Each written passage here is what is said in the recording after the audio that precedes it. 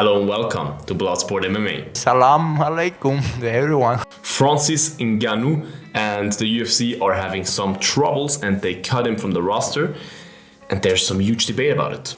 What my opinion is on this topic and the whole breakdown of it, see it in this video.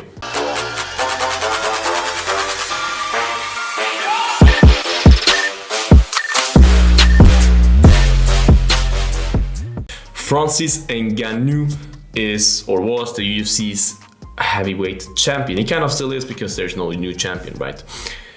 He last beat Ciryl Gane at UFC something in January, I think the first event of 2022. And he did it in a good way. I mean, he implemented his wrestling, showed how good of a wrestler he can be and everything, and knocked out Stipe before that. So he was not just some champion, he was a dominant champ, but you know what I mean? He defended his title, he won it against the arguably greatest heavyweight ever, against Stipe. So he's not just some random champion, right? And he's a big name in the sport as well. He's not the biggest cash cow. Some casuals still believe that Ngannou is like the name, but Ngannou sells pay-per-views, of course, but Ngannou doesn't sell the big numbers that you might think of a heavyweight champion. But he's a beloved guy by the fans, and he sells pay-per-views, definitely. I'm not taking this away from him, but he's not John Jones, you know what I mean? So he got injured, or he was injured before the Ciryl Gane fight, and then got surgery afterwards, and his contract expired, so he had no fight left. They had to renegotiate. First, it was about the money. First, and remember that please, first Francis said that he just wants more money. My Ngannou wants money! He said, I earn like 500k, I think, show up, 500k win, that's not enough, I want more money. Okay, I understand. As a heavyweight champion, I think after one title defense, you should get more than 500k to show up. He negotiated with the UFC a long time, and after 1 year, after close to 1 year, the UFC said, hey, we're cutting off the negotiations, it doesn't work, or they together said that because they couldn't get to a solution. So they cut off the negotiations, and the UFC decided to cut Ngannou from the roster because he had no contract and they couldn't negotiate a new one, which makes sense then to cut him, right? There's no other thing to do. And UFC was even nice to him, in my opinion, because they said, look, we cut you, and from now on, from this day, you're free to do whatever you want. Because normally if the UFC cuts you, I think you have something in your contract that for like 6 months or something, you are not allowed to go to another promotion, whatever. Most of that is because the UFC, if your contract expires, the UFC wants to renegotiate with you in that 6-month ban and wants to be the only party to do so. But since they already negotiated and everything failed, they then decided to cut him and be like, hey, you're a free agent now, do whatever you want, okay? Now, Dana said that he thinks Francis is, not quote unquote, but kind of afraid of John Jones. That's why he didn't want to fight, because they offered him more money than they ever offered a UFC heavyweight. I think it was 8 million for the John Jones fight, which is a lot of money. I think he deserves that, but it's a lot of money. What's also better than money? More fucking money. Dana White said that he might search for an easier fight for more money in another promotion, because there's no better heavyweight fighter in this world than the UFC heavyweight fighters. Please argue with me in the comments. I would love to argue with you about that, because I know for a fact that I'm right about that. And that's what Dana White said. That's what she said. That's what she said! Ngannou, on the other hand, said that, of course he says that he's not afraid of John Jones, and that it was not about the money, it was about the other things that he wanted from the UFC that they could not give him. Now, what were the things that Ngannou wanted? He wanted health insurance for himself. Yeah, for himself. I think that was an individual wish. For himself, health insurance for the fight. Okay, I think that's something the UFC could give him, but if they give it to him, they have to give it to everyone. And I don't know what the exact reason for the UFC is to not do that, but I'm pretty sure they have a pretty valid reason. I'm not in that business. In my opinion, hey, every fighter should get health insurance 100%. I agree. 100% every fighter should get health insurance. There's no discussion about it. But I'm not in that business. I don't know what's really going on, why the UFC does not do that, whatever. The only thing I know is that the fighters have health insurance for whatever happens in their fight. So if they get injured during the fight, everything is covered, right? that was declined by the UFC. Then he wanted sponsors on the fight weekend, fight night. So he wanted probably on shorts, I don't know, whatever, his own sponsors, like they had back in the day. And now, look, you're Francis Ngannou, you're the heavyweight champion. You can demand a lot of things, definitely. And they will give you a lot of things. They gave you $8 million, that's a lot of money, bro. But you just have to think rational. You have to use your brain sometimes. And I'm not trying to talk shit to Ngannou here, but the UFC has an exclusive sponsorship deal with Venom for the shorts. And they have exclusive deals with a lot of companies to be on their canvas, right? If you have your own sponsors, your individual sponsors, you're hurting the UFC sponsorship business with their sponsors. They will not be happy about that. They might cut off or pay the UFC less for being on the canvas, whatever. I don't say that the UFC should not allow that. I think it would be cool to have like 2 or 3 sponsors per fighter. That would be nice for the fighters, because I'm all for the fighters. I'm not do not get me wrong, I'm for the fighters, but Ngannou demanded that for himself, and okay, maybe he wanted it for everyone. Let's say he wanted it for everyone. You are Francis Ngannou. You are a big name, but you are not Conor McGregor. You are not the name in MMA. It's not like you're 37 or something. If the UFC does not have you anymore, they will not cry. They won't be happy, but they will not cry.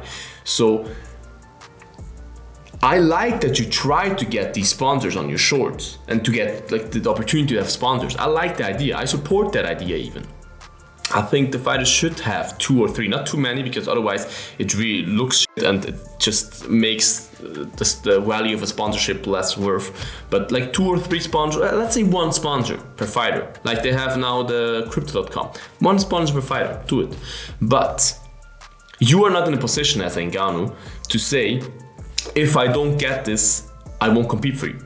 You're not in the position. You're in a position to say, hey, look, I want this, and demand it with everything you have. But you cannot say, or you can, but it doesn't make sense for you to say, if I don't get this, I won't fight.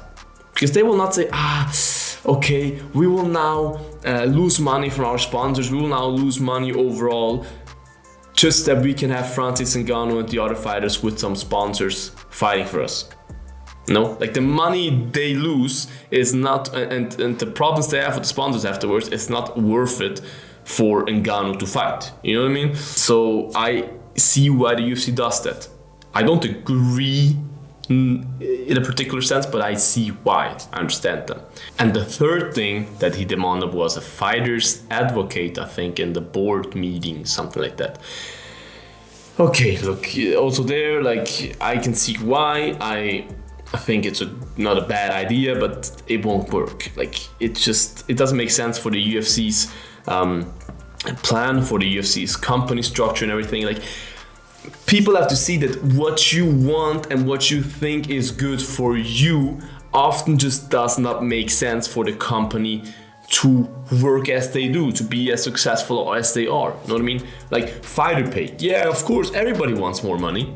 If everybody gets more money, guess what? There's less money for marketing, less money for the staff, less money for this and for that. And the company does not earn as much, the company doesn't make as much profit like that. Like, it just, the whole system does not work if you just get whatever you want, you know what I mean? It makes sense that you get more money from the UFC, makes sense that you get paid more, but it just doesn't work out in a general way. You know what I mean? I understand all of the 3 points that Ngannou brought up. I just have to say, and you can say, yeah, you should not just only want money and stuff, but look, you want sponsorships. What do you want sponsorships for? Money. You don't want sponsorships because you think you have a cool company that you want to support. If you want to support a cool company, just make a free post on Instagram. You know what I mean? Health insurance is good. It's necessary in my opinion. But if you get 8 million, you have enough money for, you know what I mean? Like, it compensates it in a way. If you hear what I'm saying, it compensates it, because if you earn 8 million compared to your 500,000, you have 7.5 more million to spend on your health. If you understand what I mean, where I'm coming from. So I think Ngannou should have accepted it. Can he get more money for boxing somebody? Yes, but the legacy is not the same. He could have made his legacy crazy in the UFC. If he beats John Jones, the GOAT, or the best of all time, if he beats John Jones, if he then afterwards beats, I don't know, all the other heavyweights, Aspinall, all these guys, he can make himself the heavyweight GOAT. He can make his name cemented in history. If he goes to boxing, boxes Fury, gets, I don't know, 10 million, 50 millions, okay, nice, gets demolished by Fury, looks like a moron doing it. I don't say he will get demolished, but I don't see him beating Fury in any shape, way, or form if it's with normal boxing rules, in a normal boxing cage with normal boxing gloves. You know what I mean?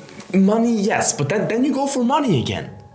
And you just said that it's not about the money. But if you listen to my words in the beginning he said what he wanted from the UFC is more money. At the beginning, before the negotiation started, it was about the money mostly. So, and then you say you didn't want the money from the UFC, you wanted the other things, okay, but then you go probably try to go to boxing because there's the money. Like, you know what I mean? It's like up, down.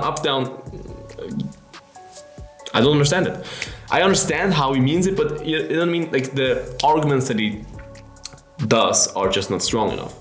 Dana White on the other side, I also have to say I don't like how he always says to everyone that doesn't accept the fight, he just doesn't want to fight. He doesn't want to fight this guy. He's afraid of this guy. I don't think it's cool of Dana to like talk down on Ngannou that much. I understand that it's frustrated, but to talk down on him like that for a guy that did a lot for him in the end of the day, because he earned a lot of money out of Francis Ngannou, and he tried to negotiate with you for a year. He could have done much worse things, you know what I mean? Like, I just don't think that's how you should talk about someone when you had such a long relationship.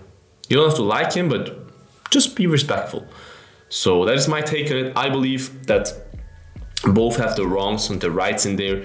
Write in the comments, which side are you on? Am I completely wrong?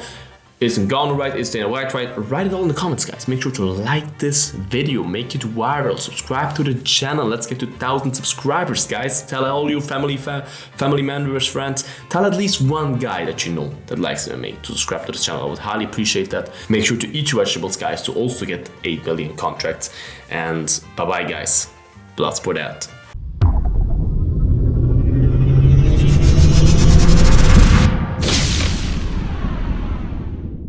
Eat your vegetables.